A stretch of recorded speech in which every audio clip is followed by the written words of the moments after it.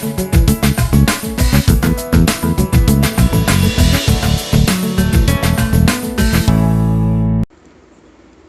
శ్రీ వెంకటేశ్వర దేవాలయం ముందున్న కూరగాయల మార్కెట్ను బస్టాండ్కు తరలించారు. సోషల్ డిస్టెన్స్ సమస్య తలెత్తుతున్న నేపథ్యంలో ఈ మార్కెట్ను డాక్టర్ బిఆర్ అంబేద్కర్ బస్టాండ్ ప్రాంగణంలోకి మార్చారు మున్సిపల్ అధికారులు.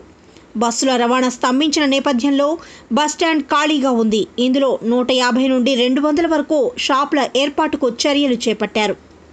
సోషల్ డిస్టెన్స్ బాక్సులు ఏర్పాటు చేసిన అధికారులు కొనుగోలుదారులకు కరోనా వైరస్ వ్యాప్తి చెందకుండా చర్యలు తీసుకున్నారు.